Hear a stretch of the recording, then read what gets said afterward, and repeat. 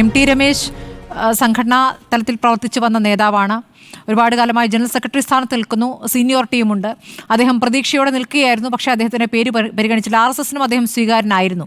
അപ്പോൾ ഇവരൊക്കെ തന്നെയും ഇനിയിപ്പോൾ പുതിയ ജനറൽ സെക്രട്ടറിമാരെ നിശ്ചയിക്കുന്ന ഘട്ടത്തിൽ പ്രതികരണങ്ങളുമായി വരാനുള്ള സാധ്യത എത്രത്തോളമുണ്ട്? ഈ പ്രതികരണങ്ങൾ ഇല്ലെങ്കിൽ കൂടിയും എത്രത്തോളം ഒരുമിച്ച് പ്രവർത്തിക്കുമെന്നുള്ള ചോദ്യമുണ്ടല്ലോ.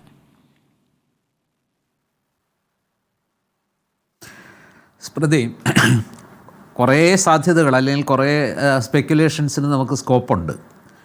പക്ഷെ ഞാൻ വിചാരിക്കുന്നത് ഈ എം.ടി. രമേശിൻ്റെ കാര്യവും അതുപോലെ തന്നെ ശോഭാ സുരേന്ദ്രൻ്റെ കാര്യവും ഒക്കെ കേന്ദ്ര നേതൃത്വം വളരെ ഗൗരവമായി പരിഗണിച്ചിട്ടുണ്ടാകും.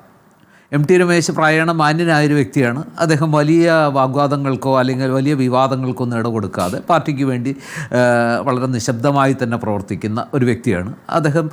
തീർച്ചയായിട്ടും അദ്ദേഹം ഒരു പരിഗണന അർഹിച്ചിരുന്ന വ്യക്തിയാണ്. പക്ഷേ എം.ടി. രമേശിനെ അധ്യക്ഷനാക്കിയാലും ഇനി ശോഭാ സുരേന്ദ്രൻ ഈ രാജീവ് ചന്ദ്രശേഖരനെ പോലെ തന്നെ പലയിടത്തും, അല്ലെങ്കിൽ രാജീവ് ചന്ദ്രശേഖർ തിരുവനന്തപുരത്താണ് ഇമ്പാക്റ്റ് ഉണ്ടാക്കിയതെങ്കിൽ മത്സരിച്ചിടത്തെല്ലാം ആരെയും ഞെട്ടിക്കുന്ന രീതിയിൽ വോട്ട് ശതമാനം വർദ്ധിപ്പിച്ച് ഏത് എതിർ സ്ഥാനാർത്ഥിക്കുമെതിരെ കൊടുങ്കാറ്റായി വീശുന്ന ഒരു വ്യക്തിത്വമായിരുന്നു ശോഭാ സുരേന്ദ്രൻ. അപ്പോൾ ആ നിലയ്ക്ക് പാർട്ടിയുടെ ഒരു വലിയ വിഭാഗത്തെ ആവേശഭരിതരാക്കാൻ ശോഭയുടെ സ്ഥാനാർത്ഥിത്വം കൊണ്ട് കഴിയുകയും ചെയ്യും. അങ്ങനെ ഒരു പ്രശ്നം ഉണ്ടായിരുന്നല്ലോ. അതാണ് ഇവിടുത്തെയും പ്രശ്നം. അപ്പോൾ കേന്ദ്ര നേതൃത്വം പരിഗണിച്ചത് മറ്റ് മികവുകളുണ്ടെങ്കിലും ഒരു ടീമിനെ നയിക്കാനുള്ള ശേഷി എത്രത്തോളം ഉണ്ട്. കേരളത്തിൽ BJPയുടെ ഇനി മുന്നോട്ടുള്ള നീക്കം അല്ലെങ്കിൽ മുന്നോട്ടുള്ള കുതിപ്പിന് ഏറ്റവും പ്രധാനം ഈ പറഞ്ഞ ഗ്രൂപ്പുകളെയെല്ലാം യോജിപ്പിച്ച് കൊണ്ടുപോകാനുള്ളൊരു ഡിപ്ലോമസി വേണം എന്നുള്ളതാണ്.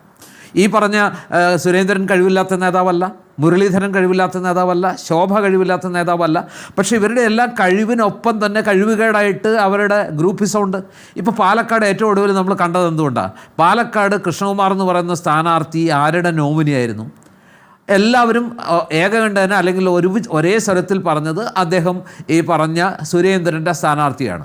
യഥാർത്ഥത്തിൽ പാലക്കാട് ഈ കൃഷ്ണകുമാറിനെ തോൽപ്പിച്ചത് കോൺഗ്രസോ CPM അല്ല, പാർട്ടി തന്നെയാണ് തോൽപ്പിച്ചത്. അപ്പോൾ ഇത്തരത്തിൽ പാർട്ടി സ്ഥാനാർത്ഥികളെ തോൽപ്പിക്കുന്ന അവസ്ഥയ്ക്ക് പകരം ഒരു കോംപ്രമൈസ് എല്ലാവരെയും യോജിപ്പിച്ച് വലിയൊരളവിൽ യോജിപ്പിച്ച് കൊണ്ടുപോകാൻ കഴിവുള്ള ഒരാളെയാണ് പാർട്ടി കാണുന്നത്, അല്ലെങ്കിൽ കേന്ദ്ര നേതൃത്വം കാണുന്നത്. ഞാൻ വിചാരിക്കുന്നു ആ സെലക്ഷനിൽ ഇപ്പോൾ രാജീവ് ചന്ദ്രശേഖർ ഒരു ഐഡിയൽ സെലക്ഷനാണ്. അദ്ദേഹത്തിന് ഈ പറഞ്ഞ പോലത്തെ ചില ബാധ്യതകളില്ല. ശ്രീജിത്ത് പണിക്കരും അതുപോലെ തന്നെ ശേഖുട്ടിയൊക്കെ ചൂണ്ടിക്കാണിച്ചതുപോലെ ഈ പാർട്ടിയിലെ പാരമ്പര്യം പലപ്പോഴും ഒരു ബാധ്യതയാണ്. ആ ബാധ്യത ഇല്ലാത്ത ഒരാളാണ് ഇപ്പോൾ രാജീവ് ചന്ദ്രശേഖർ. അദ്ദേഹം ആരുടെയും ആളല്ല, എന്നാൽ ആരുടെയും ശത്രുവല്ല. എല്ലാവർക്കും സ്വീകാര്യനായ ഉൾക്കൊള്ളാൻ കഴിയുന്ന ഒരാൾ. BJPയിലേക്ക് വന്ന ഒരു നേതാവുണ്ടല്ലോ, കുമ്മനം. അദ്ദേഹത്തിന് ഇവിടെ എങ്ങനെ പ്രവർത്തിക്കാൻ പറ്റി? അദ്ദേഹം എത്ര നിരാശനായിട്ടാണ് മടങ്ങിയത്? പക്ഷേ അതുപോലെ അല്ല സ്മൃതി. ഇദ്ദേഹം തിരുവനന്തപുരത്ത് മത്സരിക്കുമ്പോൾ എന്താ പറഞ്ഞത്? ഇദ്ദേഹത്തിന് തിരുവനന്തപുരത്തുള്ള ആളുകളെ ഇത്ര പെട്ടെന്ന് ഈ പറഞ്ഞ ചുരുങ്ങിയ കാലയളവ് കൊണ്ട് കയ്യിലെടുക്കാൻ പറ്റുമോ? അദ്ദേഹത്തിന് ആരെയാണ് പരിചയം? അദ്ദേഹത്തിനെ ആരാണ് അറിയുക? അല്ലെങ്കിൽ അദ്ദേഹത്തെ ആരാണ് ഉൾക്കൊള്ളുക? പക്ഷെ നമ്മൾ കണ്ടതെന്താ? വളരെ പെട്ടെന്ന് തന്നെ അദ്ദേഹം ആളുകളെ കയ്യിലെടുക്കുന്നതും മീഡിയയെ അടക്കം അദ്ദേഹത്തിലേക്ക് ആകർഷിക്കുന്ന കാഴ്ച നമ്മൾ കണ്ടു. ഒരുപാട് സമുദായങ്ങളെ അദ്ദേഹം തന്നിലേക്ക് ആകർഷിക്കുന്ന, സ്മൃതി തന്നെ നേരത്തെ പറഞ്ഞ കോവളം പോലുള്ള സ്ഥലത്ത് BJPക്ക് പ്രായണ ശക്തി കുറഞ്ഞ സ്ഥലത്ത് പോലും അദ്ദേഹത്തിന് വോട്ട് ശതമാനം വർദ്ധിപ്പിക്കാൻ. ഞാൻ പറയുന്നത് എന്താണെന്ന് വെച്ചാൽ, രാജീവ് ചന്ദ്രശേഖരനെ വെറും ഒരു സാധാ രാഷ്ട്രീയക്കാരനായിട്ട് കണ്ടാൽ പോരാ. അദ്ദേഹം ഗംഭീരനായൊരു ടെക്നോക്രാറ്റാണ്. ഒരുപാട് വലിയ ബിസിനസ്സുകൾ നടത്തി പരിചയമുള്ള ഒരാളാണ്. പുതിയ കാലഘട്ടത്തിൽ ഒരുപക്ഷെ അദ്ദേഹത്തിൻ്റെ കൈവശമുള്ള ഒരു സാങ്കേതിക നൈപുണ്യമുണ്ടല്ലോ, ഇതൊക്കെ ഉപയോഗിച്ച് പുതിയ കാലഘട്ടത്തിലെ രാഷ്ട്രീയം മുന്നോട്ട് പോകുന്ന ഒരു ഘട്ടത്തിൽ ഈ രാജീവ് ചന്ദ്രശേഖരനെ പോലെ ഒരാളുടെ ഈ പരിചയമില്ലായ്മ, അണികളെ അറിയില്ല, പേരെടുത്ത് വിളിക്കാൻ പറ്റും, ഇതൊക്കെ വളരെ പെട്ടെന്ന് തന്നെ അദ്ദേഹത്തിന് പരിഹരിക്കാൻ കഴിയുന്ന കാര്യങ്ങളാണ്. അദ്ദേഹത്തിൻ്റെ കൈവശം അതിനുള്ള ടീമുണ്ട്, അദ്ദേഹത്തിൻ്റെ കൈവശം അതിനുള്ള സാങ്കേതിക വിദ്യയുണ്ട്, അദ്ദേഹത്തിന് അതിനുള്ള എല്ലാ സംവിധാനങ്ങളും ഉണ്ട്. വളരെ പെട്ടെന്ന് തന്നെ ഇതിനെയൊക്കെ മറികടന്നുകൊണ്ട് അദ്ദേഹം ഒരു നല്ല പ്രസിഡൻ്റ് ആകാനുള്ള സാധ്യതയുണ്ട്. വലിയ വെല്ലുവിളികൾ അദ്ദേഹത്തിന് മുമ്പിലുണ്ട്. 2 ചാലഞ്ചസ്. ഒന്ന്, ഈ തദ്ദേശ തെരഞ്ഞെടുപ്പ് സെമിഫൈനലാണ്.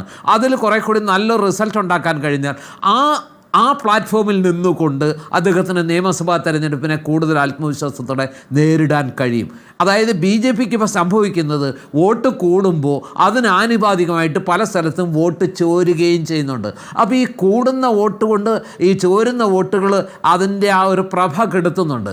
ഈ രാജീവ് ചന്ദ്രശേഖരൻ വ്യക്തിപരമായ എതിർപ്പുകളില്ലാത്തതുകൊണ്ട് അദ്ദേഹത്തെ ഇപ്പോൾ ഫോർ ദ ടൈം ബീയിങ് ഇനി അദ്ദേഹത്തിനെതിരെ വ്യക്തിപരമായ എതിർപ്പുണ്ടാക്കിയാൽ പോലും അത് ഈ കുറഞ്ഞ സമയം കൊണ്ട് അത് വിജയിക്കാൻ സാധ്യതയില്ല. കേന്ദ്ര നേതൃത്വം അദ്ദേഹത്തിന് എല്ലാ പിന്തുണയും കൊടുക്കും. അപ്പോൾ സ്വാഭാവികമായിട്ടും എനിക്ക് തോന്നുന്നു ഈ ചോർച്ച ഉണ്ടാകാതിരുന്നാൽ തന്നെ that it self is N achievement.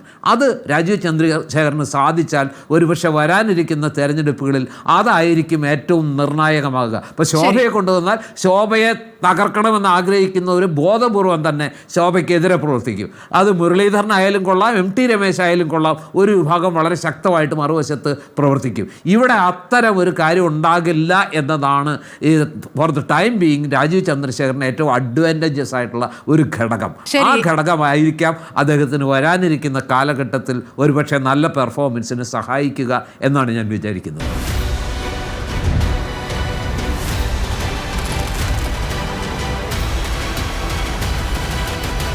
Debate with Smriti Paruthikad.